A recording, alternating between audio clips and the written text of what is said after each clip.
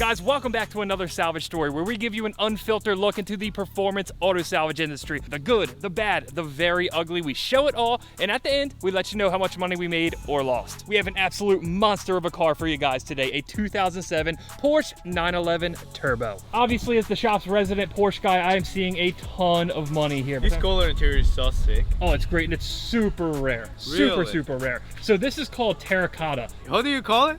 Terracotta. No, terracotta. I can't do all that.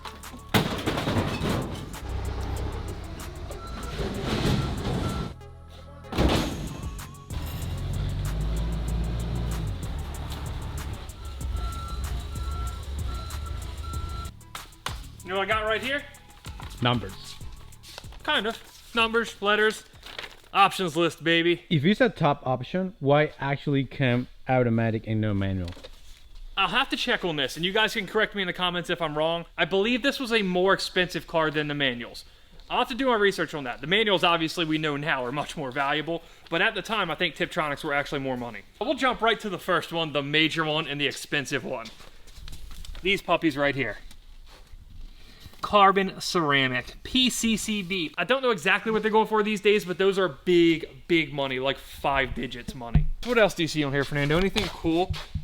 Bicolor interior instructions. Ooh, that's a cool one too. That's a very Yellow cool seat one. belts. Very cool one, which, unfortunately, it didn't really hold up in this car. I guess the rears actually look okay. If we had a full good set of yellow ones, you know whose car they'd be going in. This one, no.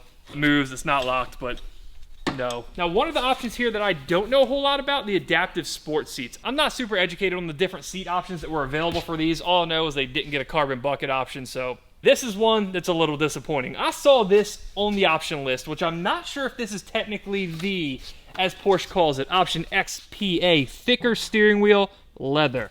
I thought this was an awesome looking yellow center stripe steering wheel. I have my eyes on that for my car. You ready for this, Fernando? What?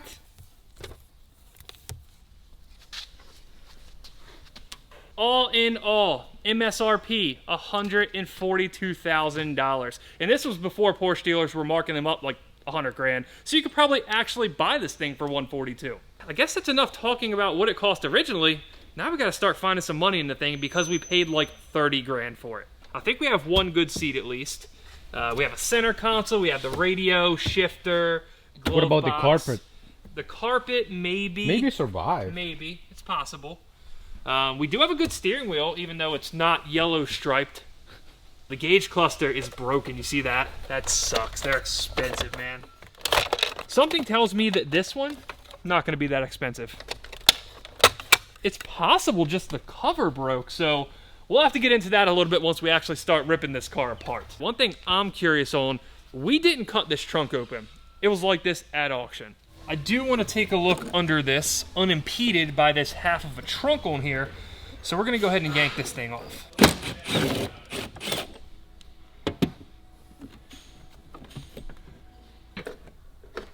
There we are.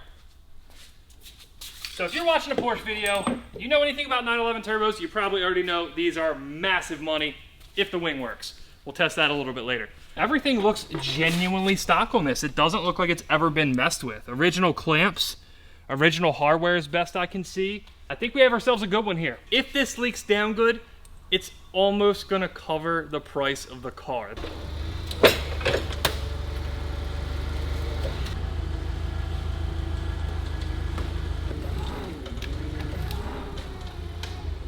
First things first, we got an iBox sway bar. Can't miss that. Ooh. Oh man, they're not all gonna be good, are they? Bilstein coilovers. This is the same exact 5-speed exhaust that was on my car. I ultimately got rid of it. I'm having a custom one built, but it's a nice piece and it's worth a few bucks. It's got some corrosion and there was something that was rusty right there, whatever that is. It had some rust on it. It looks like it was a Northeast car. Yeah, definitely. It's not the absolute cleanest car, but it'll work for our purposes. For all the positive there is with it, this was a hard hit. Look at this floorboard. That's, wow. That's nuts. It's split everywhere. That is just like folded up. I suppose there's not much more to do now than start taking it apart.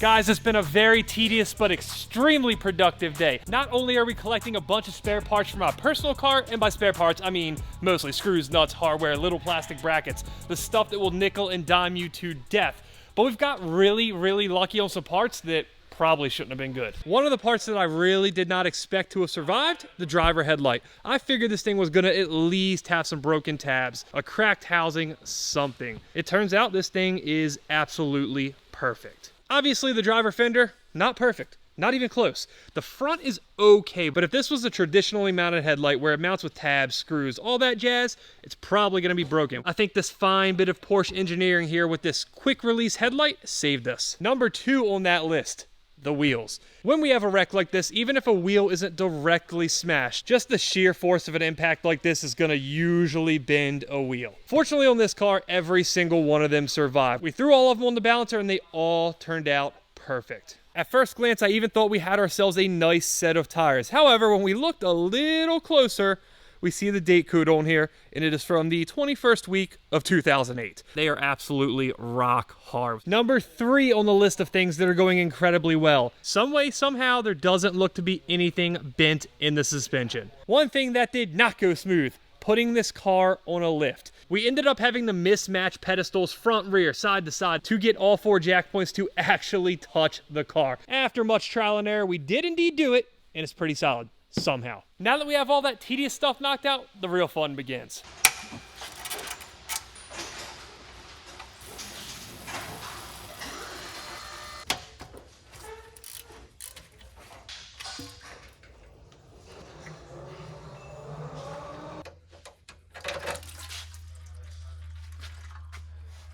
Well, it wasn't the most graceful, but the oil's still the right color. It's definitely taking some getting used to seeing that come out of a 997, but I'm super happy about it.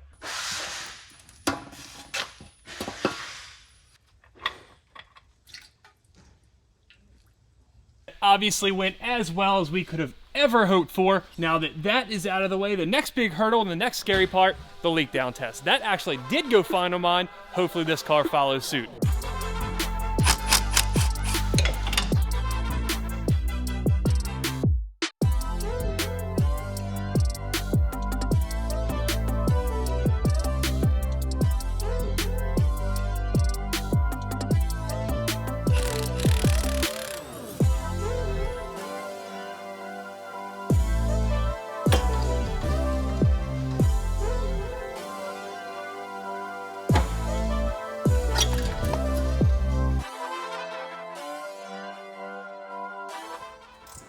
Hey, but I think you forget something. Oh, the thing with the cars? Exactly. If you guys know anybody that's wrecked a car, if you guys see a car for sale that's wrecked, blown up, abandoned project, anything, tag us, email me, send a carrier pigeon, whatever. We'll pay you $100 if we buy it. The calipers, the rotors, they're in fair shape. 2 of the rotors are actually in really good shape. However, one of the rears here, we're gonna very carefully flip it over, has a massive chunk out of it. By the book, that rotor's trash. I would use this one without question. You can see they're lightly chipped there. Overall, it's not too bad. That one over there, I think strongly about replacing. Now, one part I was pretty set on keeping, because I thought it was a good, cheap way to get a set of coilovers, were these guys here. They're Bilsteins, they're in good shape, they don't appear to be bent whatsoever. But there is one issue. They're old as dirt. You can see the manufacturing date on the springs right there, for 2007. Now, I'm no math genius, but that's at least 22 years old. Okay. As for what's next on the car, it's pretty much ready for the drivetrain to come out.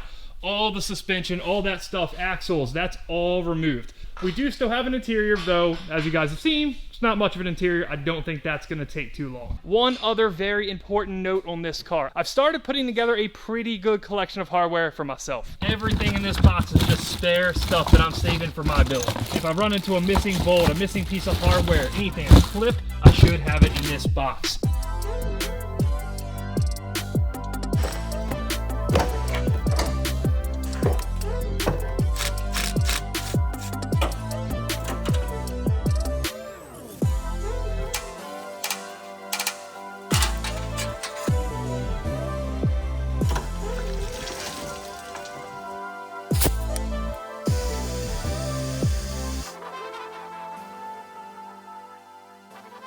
Ready for some deja vu? Let's go.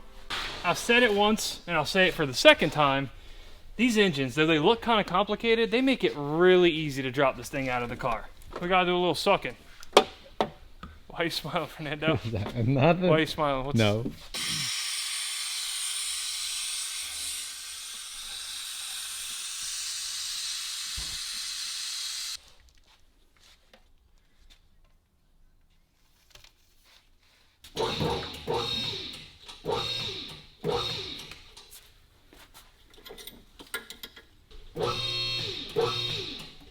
There you go. Give it the old check, you know. She ain't going nowhere.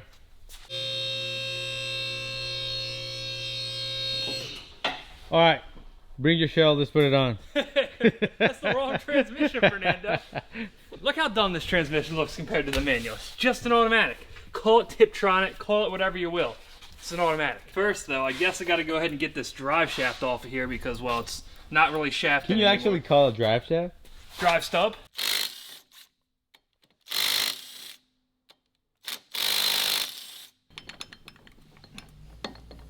You're going to remember this very vividly. This is, of course, car number 2 with the good old 5-speed exhaust. Unfortunately, the hardware they supply you with, not all good. Not even all great, not even all mediocre, just downright bad. One more 5-speed exhaust removal, one more set of broken clamps. I don't think their margins would take too big of a hit if they just supplied great hardware with this stuff. Not saying this sucks. Exactly, We're not it's a fine saying it's a bad exhaust. It's a quality. fine exhaust. Just get better hardware, please.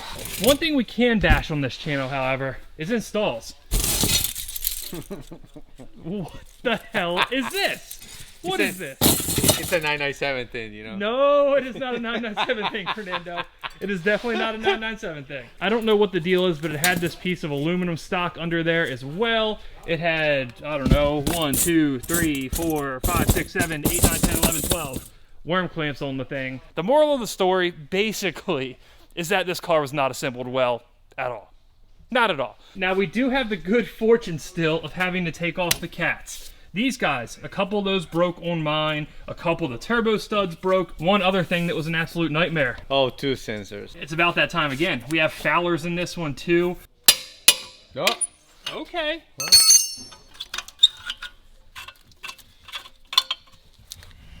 Look at that. I mean, I'm impressed, I have to say. We're gonna go ahead and let all these soak overnight. Once we get the cats off there, I'm gonna decide if we're gonna leave the turbos with the engine or pull them off and sell them separately. I'd honestly prefer to leave this as a complete dropout. I don't know if that's gonna be the way it all goes down though. That way it's a plug and play for somebody. Exactly. That way somebody that has one of these, it's an abandoned project, that's a roller, whatever, can take all of that right there, stick it right in there, and have a much easier time getting their car back on the road than I did with mine. One other slightly less interesting thing here, this is the stock Y pipe for the turbo. You guys saw me pull it off a little bit earlier. Unfortunately, not that they're worth much, they cut through it when they were cutting this trunk off. I'm definitely not convinced that this is cool enough to be considered wall art, but I think I'm gonna see if I can make something work and see if there's anywhere I can stick it where it actually looks halfway decent. Just be careful it doesn't like smash down.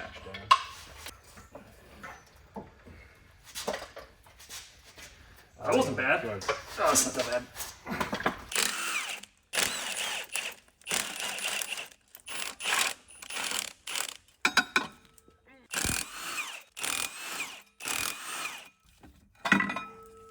Just as you would expect, everything back here super, super clean. What you guys just saw right there were 8 successfully removed turbo bolts and studs, and a couple extra nuts because some were doubled up because...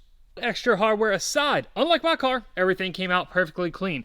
It came out really nice and easy. It definitely didn't fight us at all. Under no circumstance did it take about an hour. We are left with a couple great condition turbos. There is no shaft play whatsoever. No broken studs to deal with. Now, the last thing we have to do with this engine assembly is leak it down. What could possibly go wrong with that?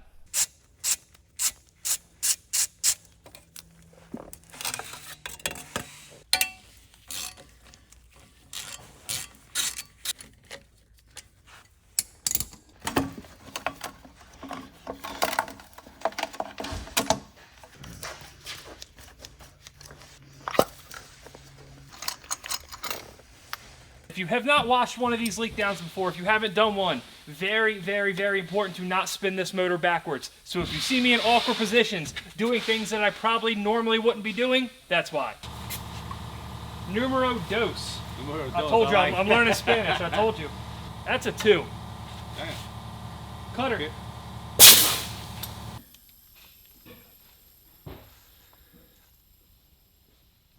Whew.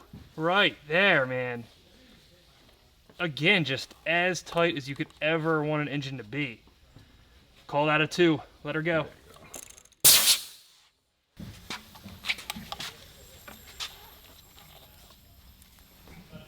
How we looking? Pretty good.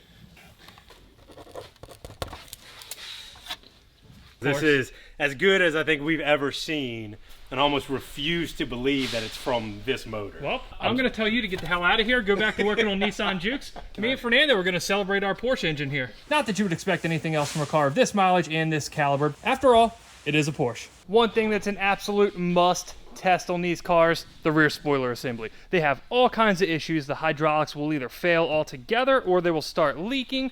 This one doesn't appear to be leaky, but we still have to confirm that they actually work. As I did with my car, I ran some super official Porsche spec jumper wires. We're gonna hook her on that Milwaukee battery right there, see if the spoiler goes up and down.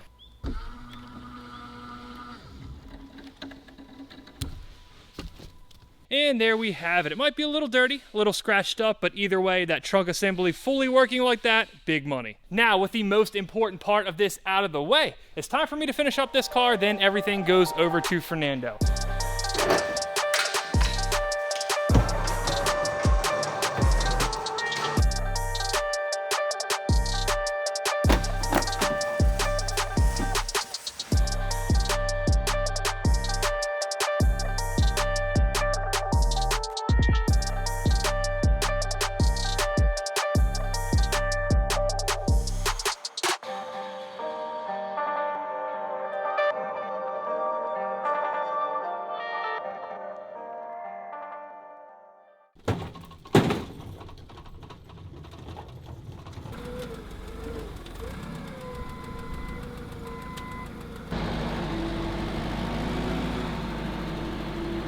Right there, look good? Yep. She ain't going nowhere. Do you actually think that's legal? Legal-ish. After all, that is an Austin problem. I'm not driving the truck, so. All right, my work is done. Now you're up. Looks like you're over here getting prepped. Done? My work's think done. he's done. Well, until listing. Okay. Until listing. But for now, this is all in your hands. And honestly, this looks a little excessive. Well, I don't think we're gonna have that many parts. I'm kind of curious to know how many parts are you actually gonna get. We of course have the engine, the entire exhaust setup, the trunk. We have all this interior stuff that we took off yesterday. A lot of it, of course, is damaged. For example, this gauge cluster. You were definitely not supposed to be able to touch the needles like that. All the harnesses in the car were damaged, so we took some of the important connectors. We have the ABS connector. We have some of the headlight connectors there. Let's see.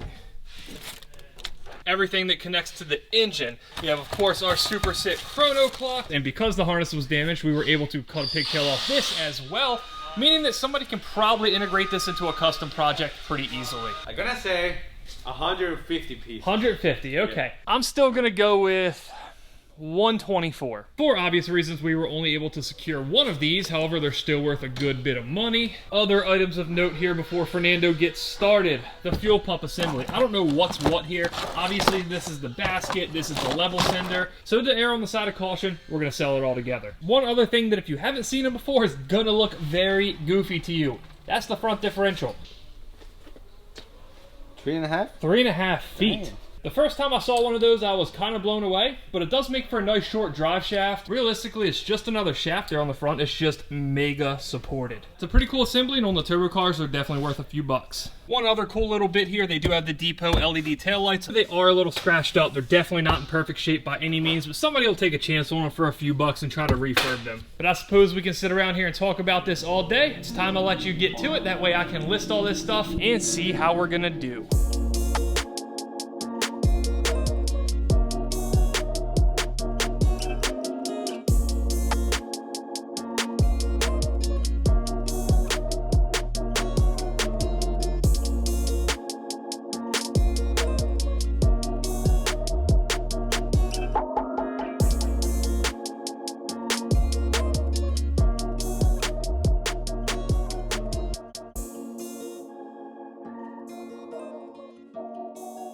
Whew, the last thing right there, right?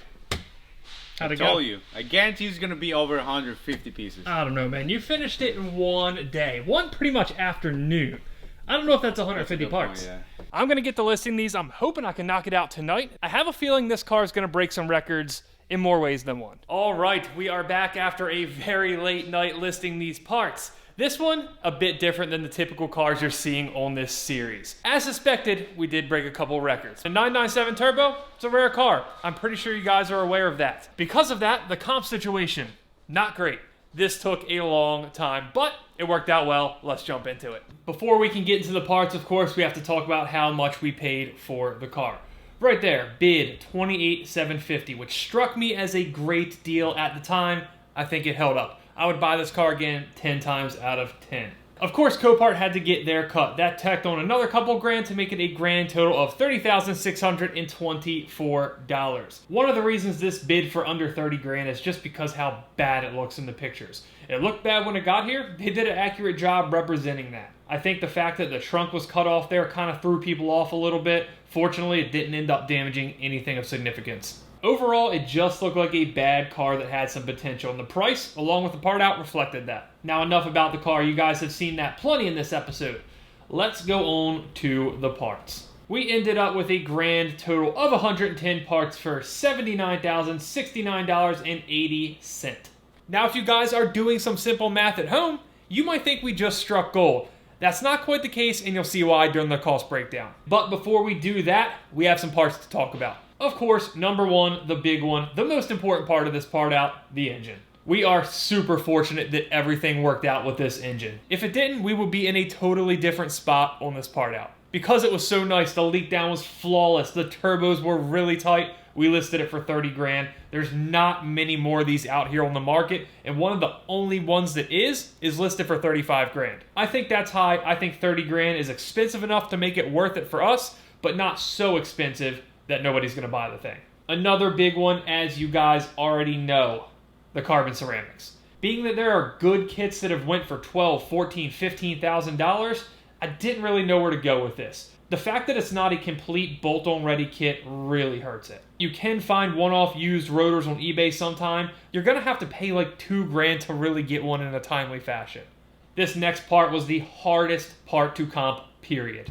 When we got this car, I didn't put much stock at all into the transmission being worth much of anything. Generally, when we get cars with automatic transmissions, when there was a manual option at least, they're not worth a whole lot. There were a couple listed at 10 grand.